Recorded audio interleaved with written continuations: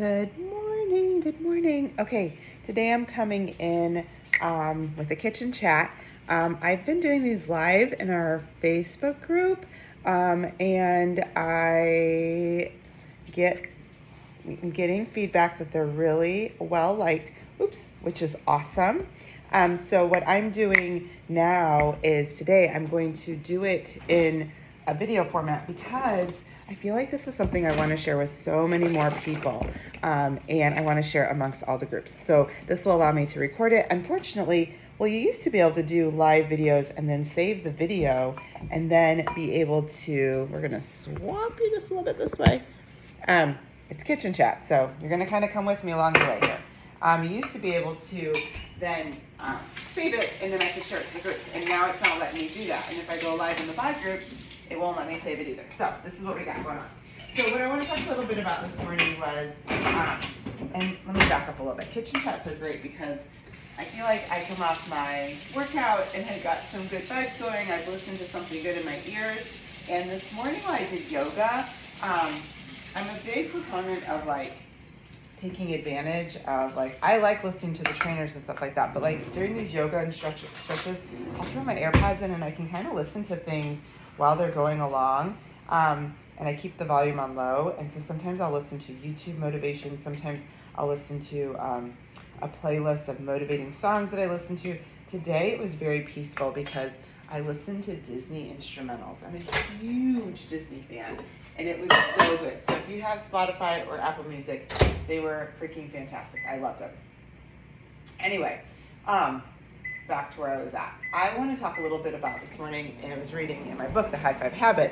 If you don't know, and you're in my bod groups and stuff, we are actually reading this book right now in our Becoming Her group, Facebook group. If that is something that you want to join, let me know. That's a side note, because it's been so freaking good. But it's basically a group about becoming the version of you that you want to be, becoming the person that you want to be in the direction you want to go, saying yes to yourself, taking care of yourself. And the thing she talked about today in our book was about the reticulating activating system and how you can change the output on things that you say. So let's go back. The RAS is a filter that's in your brain that, I don't know what I spelled there, that focuses and talks about, or kind of determines what comes in and out of your mind. So the big thing about that is what you tell yourself and how you react is kind of the way your body's going to go. So there's only three things, and like once you've programmed your mind, it's difficult to change things because it starts to become that way. It starts to see things that way. It's basically there to help prevent you and to make sure and protect you, I guess I should say, from getting hurt. So it's kind of like a fear barrier. So making sure, it was something that we had back in the day to make sure that something stopped you from saying like, okay, that is going to, oh, here's Cooper. That is going to hurt you. Stop doing that. So, your reticulating activating system will do that with words, with thoughts, with thought patterns. Come on, Cooper, you want your treat? This is what we got going on. It's a standoff. Cooper, you want to come in? Come get your treat. Come on. There's three things that will go past your RAS in a manner that it won't pay attention to the normal rules of what's being said. When someone calls your name, there's one other thing, and then sex. So like if your partner or someone's initiating it, anything that's going through your head, it bypasses it because it's just a body response, okay? But most things will stop it. Most things you'll be able to get a feel like, okay, I've got to change. I've got some stuff going on. Like, what am I going to do? So a lot of times when you look in the mirror or when you say stuff to yourself, those are things that are just consciously going through your head. It's already there. You don't really have to think about it. There's thoughts that are already working through your system. And those are the things you want to change for the most part, because in the majority of people, the thoughts that are going through there are nothing beneficial. It could be, and she talks about in there like how her husband was going through a really rough time and everything he did, like his business ended up closing. It was a restaurant. It just didn't work.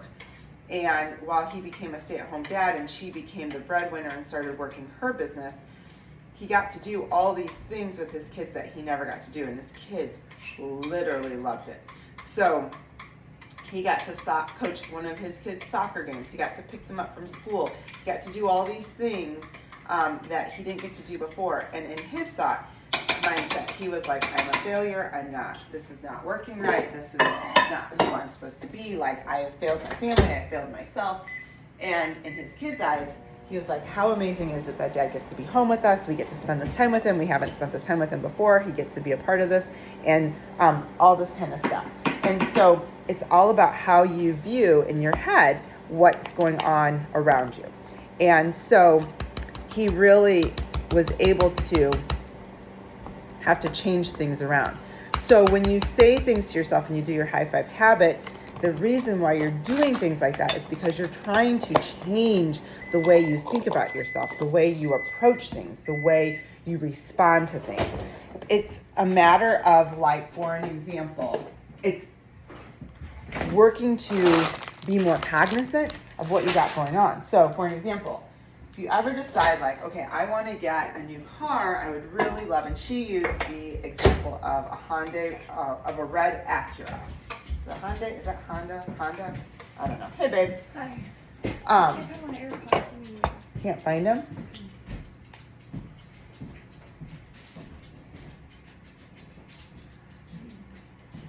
Did you look up on your phone? I think you can look to see on Find, or Dad can find my iPhone, and he can see where AirPods are at. I think he does it with Ty a lot. Okay, where was I at? Okay, so if you're looking for a car and you're like, oh, I think I really like that car, you start to see that car everywhere because it's the thought that entered your head, and you're like, I think I like that car, and so you start to see things that way, and you start to see that. So for an example, I really, really wanted to get for my daughter a Honda CR-V. That was what I wanted in my head.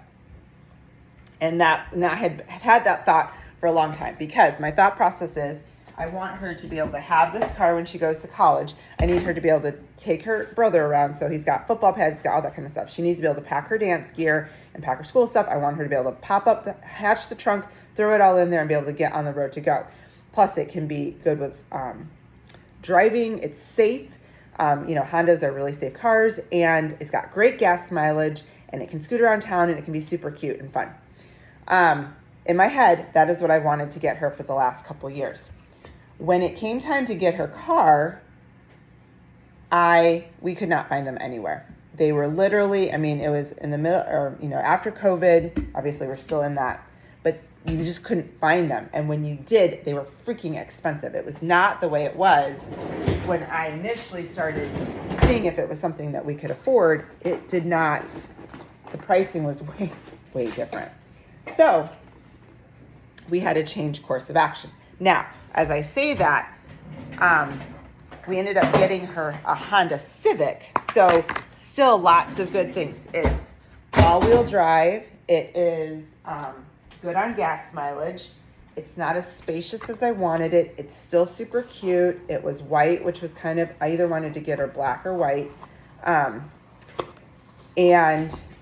Actually, the trunk is actually pretty big for the little trunk that it is. Did you find them, hon? They're in my car.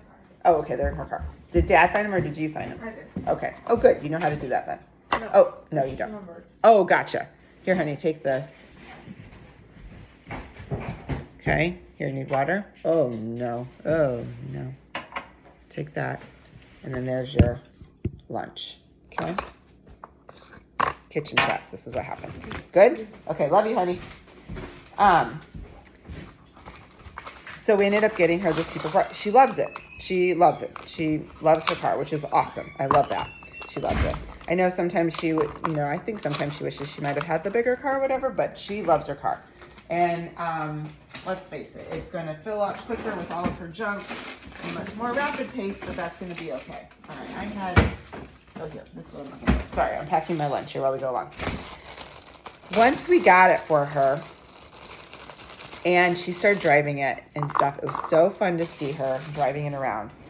I swear I saw those Honda CR-Vs everywhere we went. It was like nonstop. I could see them all the time. They were everywhere, and I'm like, how in the world? Because I couldn't get it out of my head that was the car I wanted to get her. I felt like I failed along the way because we couldn't find what she needed, what she wanted.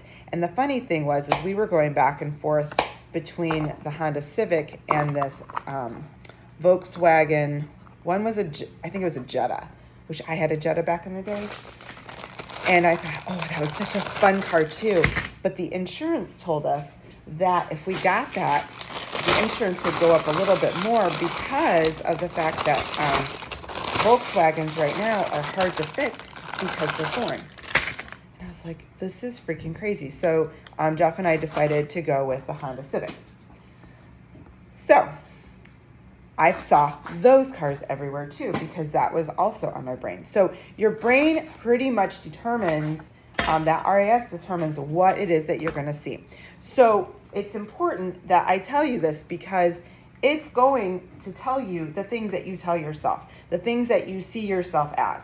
It's important to decide that I'm not going to be that person that sees myself in that light. I'm going to start to change the things I'm going to say. You manifest every single day. And I don't think people realize that, because when you think about manifestation in general, people think, oh, I'm going to get the big house and the huge income, and I'm going to do all the sales and blah, blah, blah, blah, blah.